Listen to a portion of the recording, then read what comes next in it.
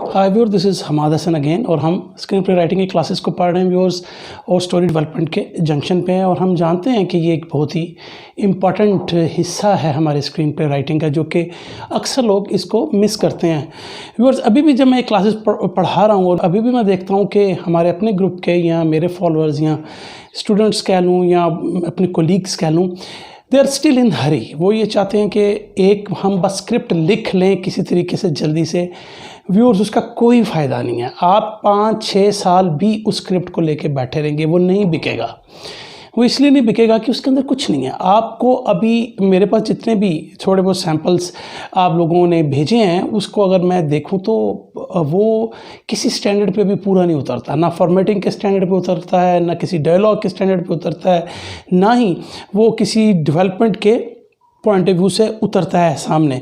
तो इसलिए viewers, important ये है कि हमने देखना है कि हम जब स्क्रीन प्ले लिखते हैं, स्क्रीन राइटिंग करते हैं, हमें सारी चीज़ों का नो हाउ होना चाहिए, तब आपका एक स्क्रीन प्ले बनेगा।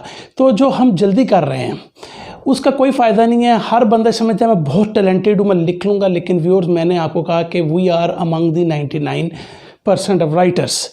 हमें उसी में ही रहना है, हमें उसी को ही एक्नॉलेज पहले करना है कि नहीं यार, मैं अभी नहीं लिखने के काबिल, अभी मैं नहीं लिखने के काबिल। आप इस तरह के 5, 7, 10, 15 जितने मर्जी स्क्रिप्ट लिखते रहें, 3 दिन में लिख लें, 3 महीने में लिख लें, वो नहीं बिकेंगे, उनका कोई स्टैंडर्ड नहीं होगा। और आप कहेंगे यार क्यों रिजेक्ट हो जाते हैं यार, जब आप किसी फिर अब इम्पॉर्टेंट बात है कि आप किसी ऐसे बंदे को स्क्रीन पर दिखा दें जो खुद भी ना जानता हो, क्योंकि यार तो बड़ा अच्छा सीन तुमने लिखा है। यूँ नहीं है व्यूअर्स। ये मैंने आपको जो सारी चीज़ें बता रहा हूँ, इसको आप गौर करें कि ये क्लासेस कहीं भी आपको नहीं मिलने वाली, किसी फिल्म स्कूल में आपको नहीं मिलने वाली। इससे आप फ़ायदा उठाएं, टेक योर टाइम। मैंने आपको पहले कहा था 6 महीने साल सोच के बैठ जाएं कि हमने कुछ नहीं लिखना, हमने सीखना है, हमने सीखना है। सीखने के पॉइंट ऑफ व्यू से आपको एक स्क्रिप्ट जो है बेशक स्टार्ट कर सकते हैं कि मैं सीख रहा हूँ, तो सीखने के पॉइंट ऑफ व्यू से उसमें आप चेंजेस करते रहें, वो देखते रहें। लेकिन बात यह है कि आपको मैंने पहले कहा था कि आपने उसको प्रेमिस लाइन से स्टार्ट लेना है, और प्रेमिस लाइन को हमने सारा पढ़ा है। अगर आपको समझना है, refer back to my classes, उनको देखें, उनको समझें, उसके एक एक वर्ड को देखें। कोई वर्ड भी ऐसा नहीं है कि जो वैसे ही मैंने मुंह से बोल दिया हो।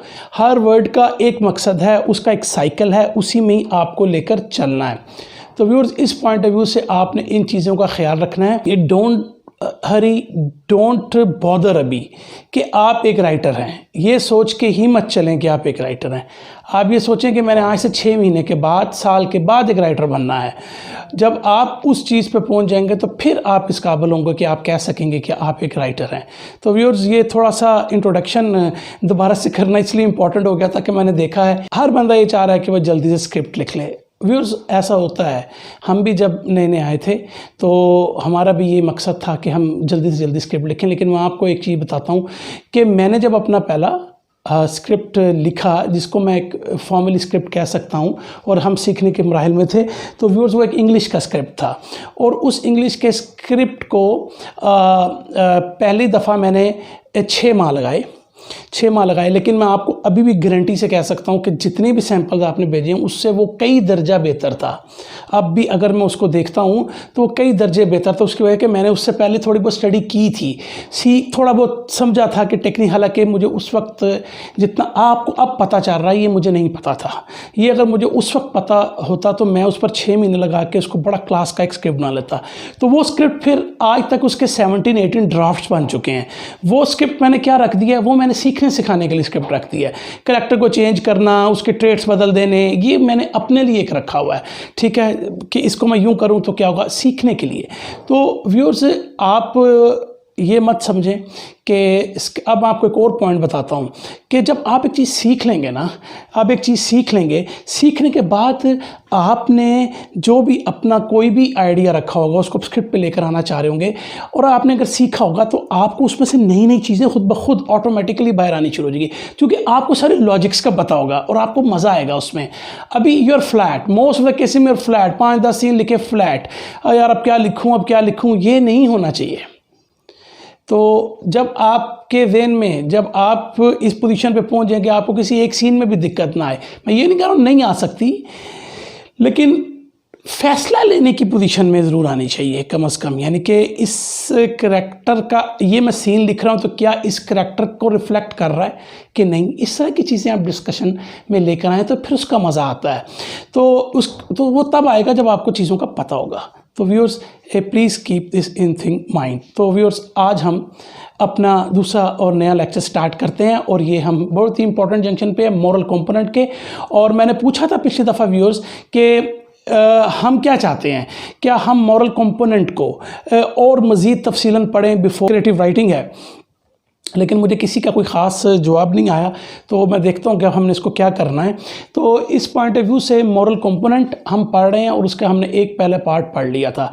तो viewers let's start today's lecture. कुछ हम मॉरल कंपोनेंट पे थे और हमने कहा था कि मॉरल कंपोनेंट क्या होता है कि कोई भी किसी भी करैक्टर का ये बिहेवियर होता है, कंडक्ट होता है और ये उसके राइट एंड रॉन्ग, किसी भी करैक्टर के राइट और रॉन्ग के अंदर तमीज़ करता है, ठीक है ना, के अंदर एक फ़र्क बताता है हमें। इस बिहेवियर कंडक्ट से लोग हर्ट हो सकते हैं, ना कि वो खुद हर्ट होते हैं बल्कि दूसरे भी उससे हर्ट होते हैं। तो ये हमने मॉरल कंपोनेंट के बारे में पढ़ा था और हमने कहा था कि इसके 3 पार्ट होते हैं और हमने 3 पार्ट का में से एक पार्ट का हमने जिक्र कर लिया था, वो था मॉरल ब्लाइंड स्पॉट का।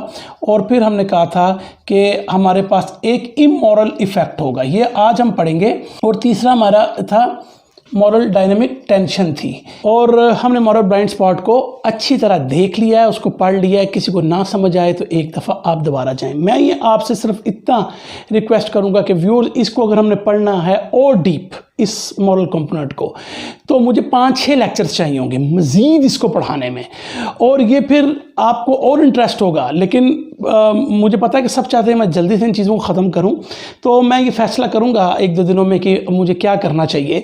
तो लेकिन जहां तक मैं आपको अब तक पढ़ा चुका हूं ये भी काफ़ी है, लेकिन पॉइंट क्या है कि उसमें डीप पढ़ाने का फ़ायदा क्या होगा। डीप पढ़ाने का फ़ायदा में ये होगा कि भाई मॉरल किस किस किस्म के निकलेंगे। अभी जिस तरह आज मैं एग्जाम्पल भी कोई बताऊंगा तो उसमें से आप ये देख पाएंगे कि यार मैं किन किन चीज़ों में मॉरल कंपोनेंट क्या क्या चीज़ें कैटेगराइज करके लेकर आ सकता हूँ। ये चीज़ें हैं। तो अच्छे पढ़ने वाले पहले सीखते हैं, हमेशा सीखें, पहले चीज़ को सीखें फिर उसके अंदर आप अपना निकालें। Don't go for screen play writing. Viewers मैं आपको बार बार कह रहा हूँ, मैंने अभी तक जो अपने ग्रुप में देखे हैं जिन्होंने मुझे आज तक रिस्पॉन्स किया, मैंने किसी को इस लेवल पे नहीं देखा कि जिसको मैं कहूँगा yes go and right a screen play.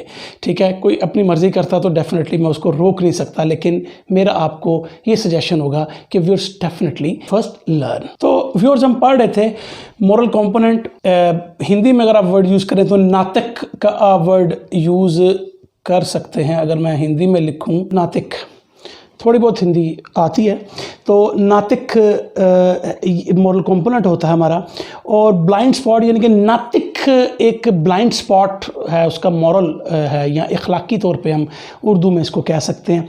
और उसके बाद इसका एक इमोरल इफेक्ट आता है, यानी कि ये जो मॉरल ब्लाइंड स्पॉट है इसको बेसिकली एक्शन में कब आप देखेंगे इमोरल इफेक्ट में, इसका मैं जिक्र करता हूँ, लेकिन हिंदी में इसको आप कह सकते हैं नातिक प्रभाव। मॉरल ब्लाइंड स्पॉट के बारे में आप जानते हैं, उसको ज़हन में रखेंगे तो आपको इमोरल इफेक्ट देखेंगे। हमने व्यूअर्स मॉरल ब्लाइंड स्पॉट में ये कहा था कि एक फियर करैक्टर में होता है जो कि बेसिकली उनको अपने बारे में होता है, अबाउट देमसेल्फ, और ये फियर एक जनरेट करता है बिलीफ, एक कोर बिलीफ जनरेट कर देता है, जिसकी वजह से फिर उनके कंडक्ट, बिहेवियर, उनके एटीट्यूड्स और इन तरह की चीज़ें बहुत सारी जो हैं वो पैदा होती हैं, जो कि फिर हर्ट करती हैं जाके ख़ुद को भी और दूसरे लोगों को भी।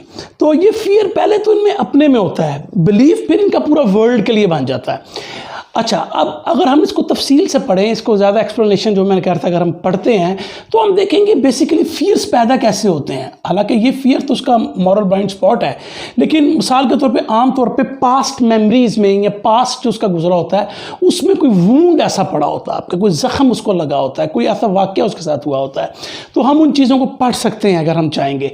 लेकिन यहाँ तक भी कि अगर हमने एक मॉरल ब्लाइंड स्पॉट चूज़ कर लिया अपने करैक्टर का, तो उसके सर पर ही हमने बेसिकली लेकर चलना। और मैंने आपको ये कहा था कि हम फिर सीन लेवल तक पहुंचेंगे, पिछले लेक्चर में हमने देख लिया था। और वो मैंने आपको गाड़ी बना के दिखाई थी, पेट्रोल पंप था, और हमने कहा था कि मोटिवेशन को फ्यूल उसका मॉरल ब्लाइंड स्पॉट करता है। और वो मोटिवेशन बेसिकली जब आप पेपर पर लेकर आएंगे, तो वो हमारी नीड होगी, और उसको फिज़िकल पॉइंट ऑफ व्यू से हमारा डिज़ायर होगा, डिज़ायर उसको जो है वो उसको फीड कर रहा होगा मोटिवेशन को, क्योंकि उस नीड को जब उसने वांट में चेंज करना है। तो हमने कहा था कि उधर से हमारे पास प्लॉट का कॉन्सेप्ट दोबारा निकला है, और प्लॉट मैंने कहा था कि कैरेक्टर के बराबर होता है। तो लिहाजा जब कैरेक्टर के बारे में हम ये सारा कुछ बता रहे होंगे तो वो प्लॉट के बराबर आ गया, और प्लॉट एक स्टोरी के बराबर आ गया। तो लिहाजा सारी चीज़ें ये आपस में मिली हुई थी। तो ये हमने व्यूअर्स पढ़ लिया। अब हम देखते हैं कि बेसिकली इमोरल इफेक्ट क्या है। तो इमोरल इफेक्ट सिर्फ ये है कि मॉरल ब्लाइंड स्पॉट जब एक्शन में दिखाएंगे तो वो इमोरल इफेक्ट होगा। यानी किसी कैरेक्टर का एक फियर है और उसका एक बिलीफ है, तो वो अगर उसके अंदर ही रहेगा तो लोगों को तो नहीं पता चलेगा। तो उसको हर हालत में पेपर पे आना है, और उसी को हम इमोरल इफेक्ट कहते हैं। यानी कि वो इफेक्ट जो वो मॉरल ब्लाइंड स्पॉट जो कि एक्शन में आपको दिखाई दे। तो अगर आप ये देखेंगे लोगों को अगर हर्ट कर रहा है, तो ये कोई एक्शन है, दिखाएंगे आप। ये एक एक्शन जब आप दिखाएंगे तो हम कहेंगे कि वी आर इमोरल, ये इसका इमोरल इफेक्ट। क्यों?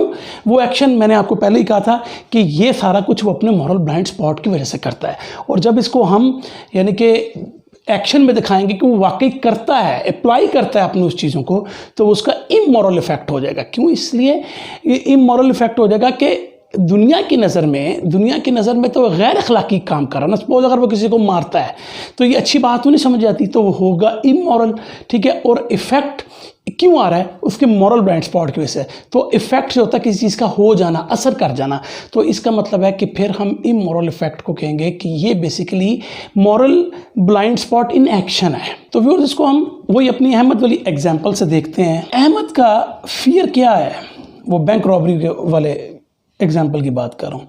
वो ये समझता है कि फैटली ब्रोकन है, यानी कि वो टूट चुका है, फ्लॉड है, उसमें फ्लॉ है, वो फैटली ब्रोकन है। ये इसका एक फियर है कि यार ये वो दुनिया का मुकाबला नहीं कर सकता। फियर है, वो टूट चुका है, वो चूँकि अलहदा बैठा रहता है और अपने बस टीवी देखता रहता है, तो बेसिकली वो उसको वो क्यों, वो असल में अंदर से टूटा हुआ है। फियर है उसके अंदर कि वो ही इज़ नथिंग। तो वो फियर इसका बेसिकली कि he is a fatally broken, flawed है। इसी की वजह से वो ये सोचता है कि वो कभी भी अपनी महरूमी या खामी इन चीज़ों को ओवरकम नहीं कर सकता, तभी वो फ्लॉड है ना, अपने आप को समझता है। तो यही इसका मॉरल ब्लाइंड स्पॉट है, यही मॉरल ब्लाइंड स्पॉट है ना। ये गलत, वो अपने महरूमी को ओवरकम नहीं कर सकता, ये झूठ है, ठीक है ना, ये झूठ है। वो अपनी अगर शख्स कोई भी चाहे वो कर सकता है। तो ये इस टाइम ये इस फियर में है कि ये एक फैटली ब्रोकन बंदा है, और ये अपनी महरूमी को या अपने इन्फीरियरिटी को वो कभी भी ओवरकम नहीं कर सकेगा। लिहाजा ये इसका एक मॉरल ब्लाइंड स्पॉट है। इस वजह से कि वो नहीं कर सकेगा, उसमें एक सेंस ऑफ एंटाइटलमेंट आ गई थी, यही हमने कहा था। यानी कि ये उसका एक फॉल्स बिलीफ बन गया था कि मेरा हक है, मुझसे दुनिया ने ये किया है, मुझसे खुदा ने ये किया है, तो मेरा हक है मैं बैंक लूटूं। वो सेंस ऑफ एंटाइटलमेंट आ गया उसमें कि यार मैं एंटाइटल्ड हूँ इस चीज़ के लिए, यानी कि मुझे ये चीज़ ये मेरे लिए ही बनी है, बैंक लूटना मेरे लिए बना है, मुझे लेना ही है, ये कोई बुरी नहीं है चीज़। क्योंकि जब मैं एंटाइटल्ड हो गया हूँ, यानी कि मैं एंटाइटल्ड हो गया हूँ, मुझे मेरे साथ ये हाल हो रहे हैं, तो बैंक लूटना इज़ एंटाइटल्ड टू मी, मुझे करना ही करना है। तो उसके लिए वो चीज़ एक फॉल्स बिलीफ बन गई है। और ये है कि कोई शख्स आए मुझे फिक्स करे, मेरा हक है, मैं दुनिया में आया हूँ, ठीक है, मेरा क्या कि मैं फैटली ब्रोकन हो गया हूँ, मेरे से दुनिया ने अच्छा नहीं किया, मेरे से धोखे हुआ, मेरे से फला हुआ है, तो अब कम से कम बैंक लूट तो मैं सकता हूँ, ये तो मेरा हक है, कौन मुझे रोक सकता है। और चूँकि शायद वो समझता है वो दुनिया में वाहिद एक ऐसा शख्स है जो इतना फैटली ब्रोकन हो गया है, तो फिर ये तो उसका हक है, एंटाइटलमेंट में तो वो चला गया। अब बैंक लूटना तो उसका हक है, वो एक स्पेशल बंदा है, और उस स्पेशल बंदे को कोई पूछ नहीं रहा, ठीक है ना। तो मेरे साथ ही दुनिया में वाहिद ऐसा काम हो रहा है, और दुनिया में तो कोई ऐसा बंदा नहीं है, लिहाजा मेरा हक है कि मैं ये सब कुछ करूँ। तो उस फॉल्स बिलीफ में चला गया है। तो लिहाजा वो समझता है कि दुनिया जो है वो उसकी मकरूज़ है, दुनिया को उसका कर्ज अदा करना है और उसके लिए वो फिर एक्शन ले लेता है। वो अपना कर्ज वापस लेने के लिए वो बैंक लूट लेता है और वो जो बैंक लूट लेना है वो इमोरल इफेक्ट है, तो बिकॉज इसमें एक्शन आ गया। ओके, दुनिया के लिए, दुनिया की नज़र में आप देख लेंगे इमोरल एक एक्टिविटी है, तो इसलिए इमोरल इफेक्ट आया। उसके बेसिकली फियर ने क्या कर डलवाया उससे, ठीक है ना, उस फियर ने उसके अंदर एक बिलीफ पैदा किया कि वो एंटाइटल्ड है बैंक लूटने के लिए, ही इज एंटाइटल्ड, वो लूट लेता है। एक फिल्म थी सनसेट ब्लूवर्ड, 1950 में आई थी। इसमें जो करेक्टर था जो, उसका एक मॉरल ब्लाइंड स्पॉट था। जो feels he has no real value, ये देखिए रियल वैल्यू ही नहीं है उसकी कोई, यानी कि मतलब वो कुछ भी नहीं है लोगों के मुकाबले में, मतलब रियलिटी में उसकी कोई वैल्यू ही नहीं है। ये उसका एक फियर था, ये उसका गोया एक मॉरल ब्लाइंड स्पॉट था। अब हम देखते हैं कि फिल्म में उसका इमोरल इफेक्ट क्या है। अब वो कोई एक्शन लेगा ना, वो लोगों को मैनिपुलेट करता है, तो he manipulates people so that he may be admired, यानी कि वो इस तरह मैनिपुलेट करेगा कि लोग उसको अच्छा जाने समझें, उसकी तारीफ़ें करें, उसको खूबसूरत कहें, उसको इंटेलेक्चुअल कहें। तो बेसिकली वो उसका इमोरल इफेक्ट क्या, फिर उसने ये फियर को जो कि उसमें था कि उसकी रियल वैल्यू कोई नहीं, तो उसका इमोरल इफेक्ट वो लेकर आ रहा है कि वो लोगों को प्रैक्टिकली इस तरह के एक्शन करता है उनके साथ, वो ऐसे इवेंट्स करता है उनके साथ कि वो फिर लोग उसकी जो है वो तारीफ़ करें। तो अब अगर इनका मैं कनेक्शन देखूं दोनों का, मॉरल ब्लाइंड स्पॉट और इमोरल इफेक्ट का जो कनेक्शन है वो क्या आ रहा है कि जो है वो एक सेल्फ वर्थलेसनेस में शिकार है। तो वो ये चाहता है कि अपनी रियल वैल्यू को वो ऐसी सिचुएशंस बनाता है जिसमें बेसिकली उसको ये नज़र भी आ रहा हो, असूली तौर पे तो वो अपने फियर को दूर कर रहा है, लेकिन असल में उसको वो ये भी देखना चाहता है कि वो कितना कमतर है बाकियों से। तो वो चीज़ें होती हैं ना, यानी कि दुनिया के सामने तो वो जो एक्शन कर रहा है बेसिकली वो तो ये अपनी तारीफ़ कराने के पॉइंट ऑफ व्यू से देख रहा है, लेकिन एट द सेम टाइम वो क्या देख रहा है कि कितना वो लेस है बाकियों से, कितना इन्फीरियर है। यही खौफ है ना जो नहीं बताना चाहता, लिहाजा वो एक लबादा ओढ़ के तो वो ऐसे एक्शन कर रहा है कि लोग उसकी तारीफ़ करें, लेकिन असल में वो ये देख रहा है, कनेक्शन इनमें ये है कि असल में ये देख रहा है कि कितना वो सेल्फ वर्थलेसनेस का शिकार है, कितना वो इन्फीरियर है बाकियों के मुकाबले में। अमेडियस, ये एक प्ले भी था, स्क्रीन प्ले भी है। इसमें इसका मॉरल ब्लाइंड स्पॉट इसमें वही समझता है ही इज़ लैकिंग टैलेंट, चूँकि ये म्यूज़िक के बारे में लैकिंग टैलेंट या रियल जीनियस, तो वो टैलेंट को लैक कर रहा है, रियल जीनियस को लैक कर रहा है, ये इसका मॉरल ब्लाइंड स्पॉट है। लिहाजा ये इसका एक फियर है, ये फियर है जो कि फिर एक बिलीफ में जाता है, जो कि दुनिया के बारे में जाहिर बात है आपका एक नज़रिया बन जाता है, और फिर इसका एक इमोरल इफेक्ट आएगा, और वो इमोरल इफेक्ट जाहिर बात है हमारा एक्शन होता है किसी भी मॉरल ब्लाइंड स्पॉट का। तो वो क्या करेगा, वो ये नहीं चाहेगा कि कोई उसको, he doesn't want anyone can overcome him, या उससे आगे निकल जाए। अगर कोई यूं करेगा तो वो उसको डिस्ट्रॉय कर देगा। ये देखें वो एक्शन कैसे उसके आगे उसको डिस्ट्रॉय कर देगा। तो वो इस फियर की वजह से वो फियर में है कि वो ऑलरेडी ये फियर है उसको कि वो एक रियलिटी में जीनियस नहीं है, उसको वो मतलब क्लास का जो है वो आर्टिस्ट नहीं है। तो फिर क्या है कि वो डरेगा कि कोई उससे ओवरकम ना कर जाए, और उसको ख़तरा महसूस होगा, कोई करना चाह रहा है, वो उसकी पोजीशन को सबटाज करना चाह रहा है, तो वो उसको डिस्ट्रॉय कर देगा। अब इनका कनेक्शन क्या है, मॉरल ब्लाइंड स्पॉट और इन मॉरल इफेक्ट कनेक्शन अगर इसमें देखें, चूँकि वो ये समझता है कि वो एक ऑर्डिनरी बंदा है, तो लिहाजा जब लाइफ में उसका सही रियल जीनियस मोजार्ट के साथ मुकाबला आता है तो फिर क्या है कि वो उसको ख़त्म कर देता है, क्योंकि वो अपने परफेक्शन को, आइडियलिज़म को उसमें देख रहा होता है। क्योंकि असल में देख तो दिल में तो उसका यही होता है ना, मुजाहट की पोजीशन पे हो, तो रियल परफेक्शन तो उसको वही नज़र आ रही होती है, लिहाजा साथ ही खौफ होता है, तो लिहाजा वो उसको जो है वो चाहता है कि वो उसको अपने अंजाम पे पहुंच जाए। तो इस तरीके से आप ये बनाते हैं। फिर हम एक और देख लेते हैं, one of my favourite directors David Mamet का, अगर मैं द वर्डिक्ट, डेविड मेमेट ने इसका स्क्रीन पे लिखा था 1980s की फिल्म है। उसका मॉरल ब्लाइंड स्पॉट ये है कि इसके अंदर जो प्रोटैगनिस्ट है फ्रैंक, वो किस चीज़ से ब्लाइंड है, यानी उसका मॉरल ब्लाइंड स्पॉट क्या है कि वो तो he is blind to the fact that he sees himself as valueless, यानी बेकार इंसान है, इसकी कोई कीमत नहीं है। ये इसका एक मॉरल ब्लाइंड स्पॉट है, ठीक है ना। अब इमोरल फैक्ट क्या है, यानी अब ये एक्शन में कैसे देखेंगे, तो फिर लोगों की जेबें काटता है, उनके पैसे चुराता है, क्योंकि उसके लिए बेसिकली अब वो लोग या कोई वैल्यू नहीं रखते, क्योंकि वो खुद एक वैल्यूलेस बंदा है। तो फिर जब एक शख्स अपने आप को वैल्यूलेस समझता तो दूसरों की वैल्यू को क्यों अच्छा समझेगा। तो ये उसका इमोरल इफेक्ट है। अब इन दोनों का कनेक्शन क्या है, यानी कि मॉरल ब्लाइंड स्पॉट और इमोरल इफेक्ट का कनेक्शन यहाँ पे क्या बनता है। कनेक्शन यही है कि चूंकि वो खुद को एक वैल्यूलेस इंसान समझता है, लिहाजा उसके लिए किसी भी शख्स के लिए कोई वैल्यू नहीं है। वो हर एक को वर्थलेस समझता है। अगर वो अपने आप को वैल्यूएबल समझना शुरू हो जाए तो वो दूसरों को हर्ट नहीं करेगा। यही होता है कि वो फिल्म के एंड में अपनी वर्थलेसनेस को समझ जाता है, तो वो ज़्यादा ह्यूमन बनता है। मॉरल डायनेमिक टेंशन क्या होती है, ये बेसिकली जैसे मॉरल ब्लाइंड स्पॉट जो है वो ड्राइवर है इमोरल इफेक्ट का, यानी ड्राइव तो मॉरल ब्लाइंड इफेक्ट का मॉरल ब्लाइंड स्पॉट कर रहा है और फिर इमोरल इफेक्ट उससे निकलता है।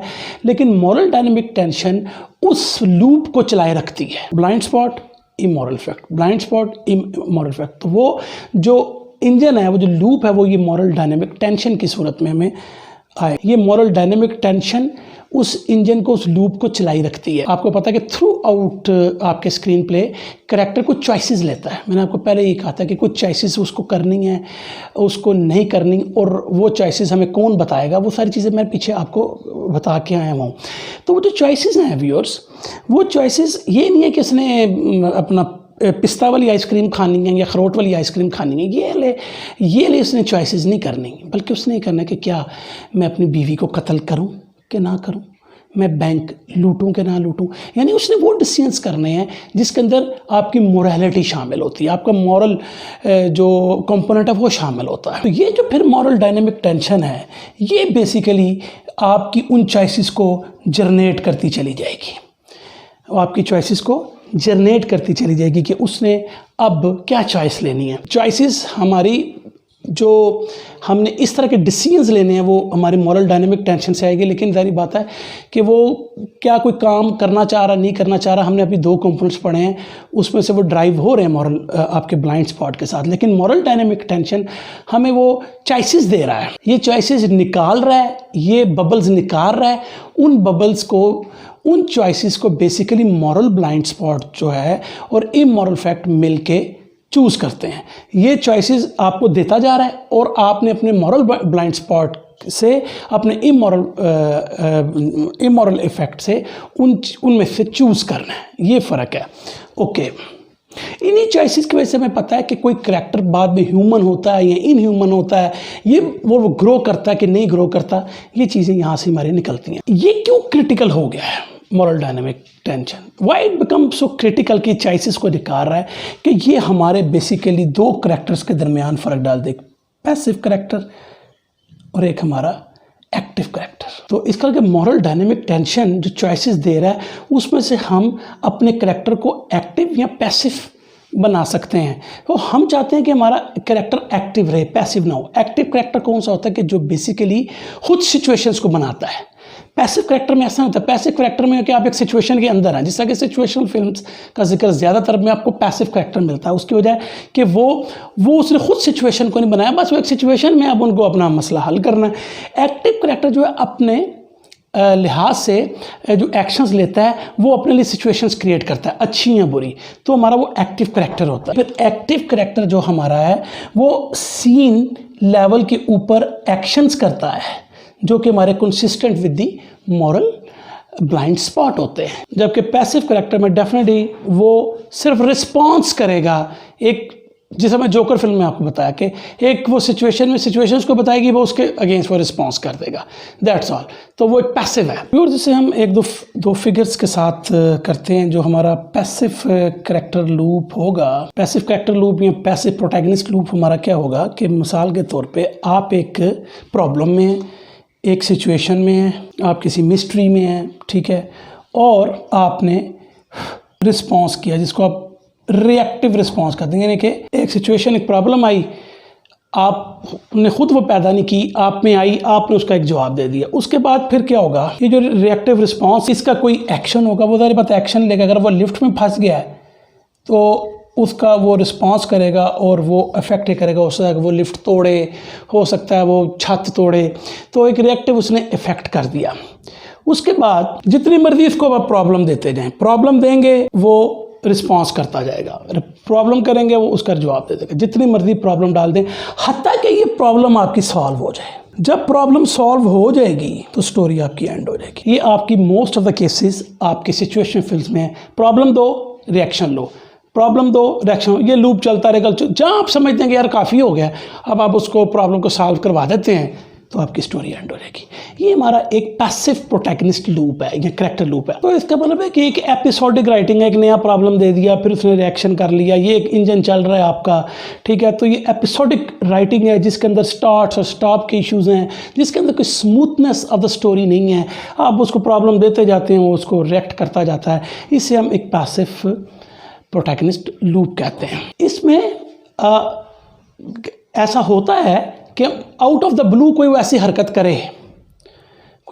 करे, जो कि आप कहेंगे देखें ये इसने हरकत की है तो ये इवेंट आया।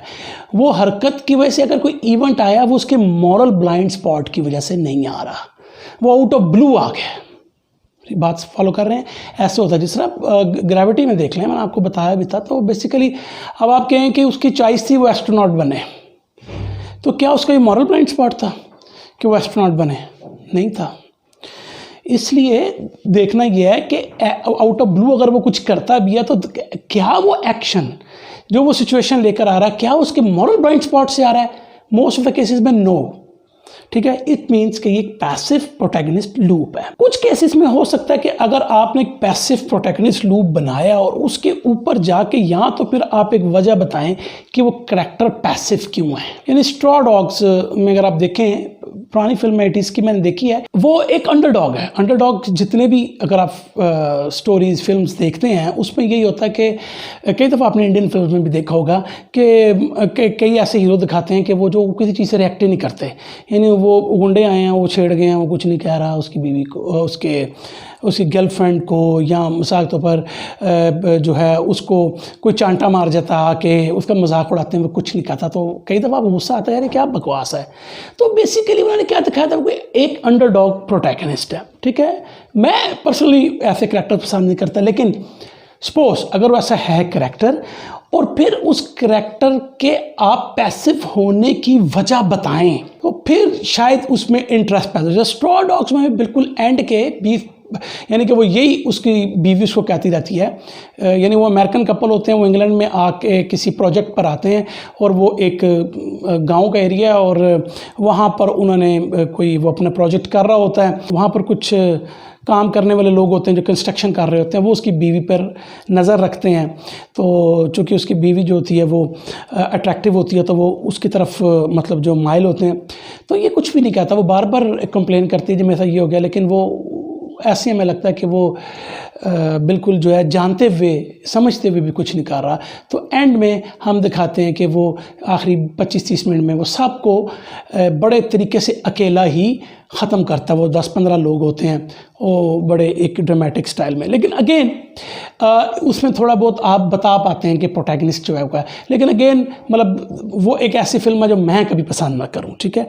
लेकिन इसका जिक्र आ गया तो मैं चलें आपको बता दूं। एक्टिव प्रोटैगनिस्ट लूप, इसमें क्या होगा? इसमें सबसे पहले सर आपको एक मॉरल ब्लाइंड स्पॉट होगा, उधर से सारे एक्शन निकलते हैं। तो हम कहते हैं कि सबसे पहले हमारा आ गया मॉरल ब्लाइंड स्पॉट। इसने क्या किया? एक इमोरल इफेक्ट किया, ये हम पढ़ के आए, एक्शन ले लिया उसने, इमोरल इफेक्ट आ गया। हमारे पास क्या आ रहा है? बेसिकली डायनेमिक टेंशन की लूप आने लगी है कि यानी कि सपोज वही जो हमने शुरू में देखा था प्रॉब्लम या मिस्ट्री या कोई, ठीक है, उसका वो बेसिकली उसकी अपनी वजह से आई है, लिहाजा वो प्रोएक्टिव है, तो वो उसकी प्रोएक्टिव चॉइस होगी और ज़ाहिर बात है उसका एक प्रोएक्टिव इफेक्ट आएगा। यानी कहने का मतलब है कि जब आप एक एक्टिव प्रोटैगनिस्ट करेंगे तो वो उसने इमोरल इफेक्ट ने उसमें उसके एक्शन ने एक प्रॉब्लम क्रिएट किया है। अच्छा, वो प्रॉब्लम क्रिएट हो जाएगी तो उसका वो उसी अपने प्रोएक्टिव चॉइस से ही उसका रिएक्ट करेगा और इफेक्ट उसका आएगा। चॉइस भी आएगी, इसमें चॉइस आएगी, मैंने आपको पहले भी जिक्र किया, इसमें भी चॉइस आएगी। ये डायनेमिक टेंशन चल रही है, ठीक है ना, और ये एक लूप बन जाएगा। गोया अब जितना मर्जी इमोरल इफेक्ट आप देते जाएं, इसको प्रॉब्लम आती जाएगी, वो उसकी एक चॉइस निकलती जाएगी, उसका वो जवाब देता जाएगा इफेक्ट, जितनी दफ़ा मर्जी करें, अनलेस एंड अनटिल आप एक पोजीशन पे पहुंचते हैं जिसे हम कहते हैं मोमेंट ऑफ ट्रुथ। ये लूप कब ख़त्म होगा? ये लूप तब ख़त्म होगा जब वो लम्हा आ जाएगा, जब वो मोमेंट आ जाएगी जहाँ पे वो अपने मॉरल ब्लाइंड स्पॉट को जान जाएगा कि यार यहाँ पर मैं गलत था। जब वो इस मॉरल ब्लाइंड स्पॉट से अपने मोमेंट ऑफ ट्रुथ पे आ जाएगा और पहचान जाएगा, तो फिर अब उसके पास दो रास्ते। तो व्यूअर्स, ट्रुथ मोमेंट आ जाएगा और ट्रुथ मोमेंट में फिर इसके पास अगेन दो किस्म की चॉइसेस होंगी। यानी ट्रुथ मोमेंट है कि वो मोमेंट ऑफ चेंज आ गई है कि जिसके बाद ये अब जो है अपनी चॉइसेस ले सकता है। इसमें एक तो ये है कि एक ये मॉरल न्यू मॉरल चॉइस ले, मैं बताता हूँ क्या। उसके बाद उसका फिर एक न्यू मॉरल इफेक्ट आएगा, ये भी बताता हूँ, और उसके बाद स्टोरी एंड हो जाएगी। और दूसरा ये है कि वो एक इमोरल चॉइस लेता है, न्यू इमोरल चॉइस, और उसका एक न्यू इमोरल इफेक्ट आएगा, और फिर यहाँ पे आके स्टोरी एंड हो जाएगी। अगर हम अहमद ही की वो बैंक वाली स्टोरी का अगर हम जिक्र करें, तो बेसिकली उसका एक सबसे पहले मॉरल ब्लाइंड स्पॉट था, द वर्ल्ड लोव्स हिम, ठीक है ना। क्यों? कि उसका वो फियर था कि जिसमें वो एक ब्रोकन था, फैटली जो था वो इनकॉम्पिटेंट था, और उससे उसका एक जो है वो बिलीफ जो है वो दुनिया के बारे में बन गया था। तो वो बेसिकली ये उस मॉरल ब्लाइंड स्पॉट से उसका फिर क्या एक आपके पास मॉरल इमोरल इफेक्ट आया था। इमोरल इफेक्ट आया था। इमोरल इफेक्ट क्या आया था कि बेसिकली वो बैंक रॉबरी कर लेता है। क्यों बैंक रॉबरी कर लेता है? क्योंकि वो कहता है कि मेरा ये हक है, यानी कि मैं एंटाइटल्ड हूँ, मेरे साथ जो दुनिया ने किया है, जो मेरे साथ कुदरत ने किया है, मैं एंटाइटल्ड हूँ बैंक लूटने, इसमें क्या मसला है। मेरे साथ जो हुआ है वो अपने आप को एक स्पेशल बंदा समझता है और दुनिया में किसी का ऐसा नहीं हुआ जो कि उसके साथ बीत रहा है। तो लिहाजा वो फिर वो एक इमोरल इफेक्ट करता है, और वो क्या है कि वो बेसिकली बैंक को लूट लेता है। तो ये उसकी अपनी चॉइस होती है, यानी कि उसने जो बैंक लूटा है बेसिकली वो उसकी अपनी प्रोएक्टिव चॉइस है।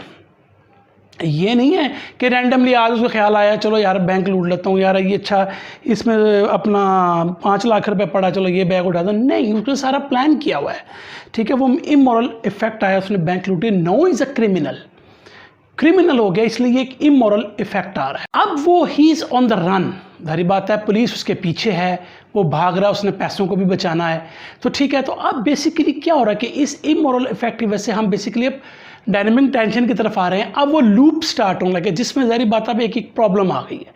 पुलिस उसके पीछे, उसके गैंग के पीछे, और उन्हें पैसे को भी बचाना है और ख़ुद को भी बचाना है। तो नाउ अब गोया एक प्रॉब्लम आई, प्रॉब्लम आई, उससे क्या हो रहा है कि ज़ाहिर बात है एक प्रोएक्टिव हमारी चॉइस वो लेगा। वो प्रोएक्टिव चॉइस क्या लेगा? सपोज वो एक ऐसे बंदे को से रब्ता करता है जिसको वो कहता है कि तुम इस तरह करो कि मुझे जैली वीज़े पड़ोसी मुल्क के लिए चाहिए, मैंने अपने गैंग को लेकर भागना है। तो वो एक फिक्सर की तलाश में है, ठीक है। तो क्या कि बेसिकली उसने खुद चॉइस ली है, प्रोएक्टिव चॉइस उसने ये खुद ली है कि वो उसने कहा कि मैं जो है ये वीज़ा बनवा लेता हूँ, अपने गैंग को लेकर मैं भाग जाऊँगा। लेकिन इस प्रोएक्टिव चॉइस का कोई इफेक्ट निकला होगा, यानी कि एक्शन में कोई बात आई होगी। अब वो एक्शन में क्या बात आ रही है? एक्शन में ये बात आ रही है, हो सकता है कि अब वो एक इंटरनेशनल क्रिमिनल्स कहलाना शुरू हो जाए। क्यों कि बॉर्डर तक बात पहुंच गई है, दुनिया में ये मशहूर होना शुरू हो गया। तो वो गैंग जो कि बड़ा आसान समझते कि ठीक है पैसे चुराएंगे, घर आके बैठेंगे, रोटी खाएंगे, मज़े करेंगे, ऐसा नहीं हो रहा। तो ये वो समझते हैं कि किसका कसूर है? अहमद का कसूर है, क्योंकि चॉइसेस किसकी थी? अहमद की थी। उस चॉइसेस की वजह से एक इफेक्ट आ रहा है, और अब वो ये सोचने में शायद मजबूर हो जाए कि हम इसको फारग कर, हम मतलब जो इससे अलग हो जाए ताकि हम इंटरनेशनल क्रिमिनल्स के तौर पर दुनिया में ना जाने जाएं, हमें सुकून से ज़िंदगी भी गुजारनी है। अब ये जो लूप है, ये लूप अब चलता जाए जितनी दफ़ा मर्जी। अब अहमद जो है एक नई प्रॉब्लम करता है। सपोज आप वो सोचे नहीं, ऐसे करते हैं कि ये वीज़े वाला मसला जो है लंबा हो जाएगा, हम ऐसे कहते हैं ट्रेन से भागते हैं दूसरे मुल्क में, और उसके लिए वो किसी एक और बंदे का इंतज़ाम करता है जो उनको बग़ैर टिकट और बग़ैर उन चीज़ों के, बग़ैर किसी डाटा के अंदर पहुंचा दे। लिहाजा एक नई प्रॉब्लम अब आई, उस नई, ये उसकी अपनी प्रोएक्टिव चॉइस थी, उसका इफेक्ट जो है वो कुछ भी और आ सकता है। हो सकता है उसका गैंग के उसमें से 2 लोग के नहीं जी हम नहीं इस तरह कर सकते, इस तरह तो हम मज़ीद पकड़े, गोया एक नया इफेक्ट आ जाएगा। ये अब की जो लूप है जितनी देर मर्जी चलता रहे, चूँकि प्रॉब्लम जितनी दफ़ा वो अहमद अब डालेगा अपनी प्रोएक्टिव चॉइस की, उसका एक इफेक्ट निकलता चला आएगा। और यही वजह है व्यूअर, देखें ना, अब आपको बात समझ में आ रही है कि जब हम इवेंट्स डालते हैं किसी स्क्रीन प्ले में, तो अब हमें पता होगा पीछे गेम क्या है, हम एक इफेक्ट लेना चाह रहे हैं। हम यहाँ पे 6 इवेंट डाल दें, 5 इवेंट डाल दें, इंटरेस्टिंग इवेंट डालें, हमारी स्टोरी कितनी ज़बरदस्त होती चली जाएगी, आपको बात में लॉजिक की समझ में आ रही होगी। अब आप वो लूप चलाएंगे, उसे आपका मिडल चल रहा है, आपका सारा कुछ चल रहा है। अब ये है आखिरकार ये लूप तब बंद होगा जब ट्रुथ मोमेंट आ जाए। लूप यहाँ पर बंद होगा जब मैं ट्रुथ मोमेंट पे ले आऊँगा, यानी वो मोमेंट ऑफ चेंज आई कि जिसमें अब अहमद ने ये सोचा, अब वो ट्रुथ मोमेंट आ गई, मोमेंट ऑफ चेंज आ गई। अब इसमें इसकी 2 चॉइसेस बनती हैं। एक ये बनती है कि वो एक न्यू मॉरल चॉइस ले, यानी वो ये सोचे कि मैं अब तक जो सोचता आया हूँ कि दुनिया मेरी मकरूज़ है, ये गैंग मेरा मकरूज़ है, असल में ये बात नहीं है, ये मेरी वजह से ये गैंग जो है तकलीफ़ में है, मेरी वजह से ये इंटरनेशनल क्रिमिनल्स खिलाने लगे हैं, मेरी वजह से ये परेशान हो गए हैं। तो मुझे क्या करना है कि मुझे ख़ुद को सरेंडर करवाना है पुलिस को, और इनको फ़ारग करवाना ताकि ये अपनी ज़िंदगी आराम से गुजारें। तो उसने एक न्यू मॉरल चॉइस ले ली, अब नया अखलाकी, नया नातिक चॉइस आ गई उसकी, ठीक है ना। तो ये न्यू मॉरल चॉइस उसने ले ली, और ज़ाहिर बात है उसका एक न्यू मॉरल इफेक्ट आएगा। तो उसका इफेक्ट अब क्या आ रहा है कि वो गैंग जो है स्केप हो गया है, वो अपनी मज़े की लाइफ में चले गए हैं, लिहाजा एक न्यू मॉरल इफेक्ट जो है वो आ गया, और स्टोरी जो है आपकी एंड हो गई। दूसरा केस ये है कि वो किसी मोमेंट ऑफ ग्रोथ में नहीं जाता। तो अगर लेफ़्ट साइड पे मैं देखूं और वो कहता है कि नहीं, ये मेरा ही हक था, ठीक है, इस गैंग का कोई हक नहीं है, ये एक तकलीफ़ में आ रहे हैं तो इसमें मेरा कोई ताल्लुक़ नहीं है, मैंने अपना काम करना था, मुझे सरवाइव करना है, मुझे पैसे बचाने हैं, ये भाड़ में जाते हैं तो जाएं। तो इसका मतलब है कि मैंने एक न्यू इमोरल चॉइस ले ली है। अब गैंग भी भाड़ में जाए, मुझे अपने आप को सर्वाइव करना, मैं जैसे मर्जी सर्वाइव करूं, मैं इनको वैसे ही लेके भाग रहा हूं, ये ज़्यादा ही सर पे चढ़ गए हैं कि इस तरह तो हम इंटरनेशनल क्रिमिनल खिलाना शुरू नहीं कर, तो मैं इनको कहाँ लेकर भागूंगा, अच्छा पैसे भी मैं खुद ही रखूँ और भागूँ। तो ये मेरी न्यू इमोरल चॉइस बन गई है, ठीक है ना। और उसका न्यू इमोरल इफेक्ट क्या आएगा, मुझे पता है कि न्यू इमोरल चॉइस है तो ज़्यादातर चांस है कि इसका इमोरल इफेक्ट भी अपने पर ही आए। अब वो पूरी दुनिया में छुपता फिर रहा है, ना वो पैसे खर्च सकता है, ना उसको सुकून है, कभी इंटरपोल उसके पीछे लगी, कभी शहर की पुलिस उसके पीछे लगी है, कभी डिटेक्टिव उसके पीछे लगे हैं, तो कोई सुकून नहीं है, कोई पैसे जो हैं वो अच्छी तरह इस्तेमाल नहीं कर सकता, लिहाजा वो एक न्यू मोरल इफेक्ट में आ गया है और स्टोरी तब भी एंड हो गई। तो ये हमारे पास एक सिलसिला आता है कि ये मॉरल डायनामिक टेंशन अभी क्या क्या चीज़ें क्रिएट कर सकती है। एक्टिव प्रोटैगनिस्ट लूप में क्या हुआ कि ज़ाहिर बात है कि इनका जो समरी अगर मैं करूं तो ये एक उनका मॉरल ब्लाइंड स्पॉट था, यानी कि वो फियर था जिसकी वजह से उनका दुनिया के बारे में एक बिलीफ आया था, यानी कि मॉरल आउटलुक उनकी क्या बनती है, एक उनका बिलीफ आ जाता है जो कि यूजली फॉल्स होता है दुनिया के बारे में और अपने बारे में भी, जिसकी वजह से वो उनके एटीट्यूड्स और उनकी मोटिवेशंस जो हैं वो उसके मुताबिक चल रहे थे, जो कि हर्ट करती हैं दुनिया को भी, रिलेशनशिप में जो लोग होते हैं उनको भी, और यानी कि दुनिया को भी हर्ट करती है और ख़ुद भी वो हर्ट हो रहे होते हैं। तो बेसिकली ये एक इमोरल इफेक्ट आ रहा है ना, उसका मॉरल ब्लाइंड स्पॉट से इमोरल फैक्टर है कि लोग जो हैं वो हर्ट हो रहे हैं। तो जब लोग बाहर की चीज़ हर्ट हो रही है तो वो इमोरल आती है ना, क्योंकि वो अखलाकी तौर पे अच्छी नहीं समझी जा रही होती। ये फिर जो इमोरल इफेक्ट होता है हमारा, ये जो हमारा इमोरल इफेक्ट होता है, ये बेसिकली एक प्रॉब्लम क्रिएट करता है, जो कि मैंने आपको जिक्र किया। फिर ये इमोरल इफेक्ट आया, फिर उसके बाद ये प्रॉब्लम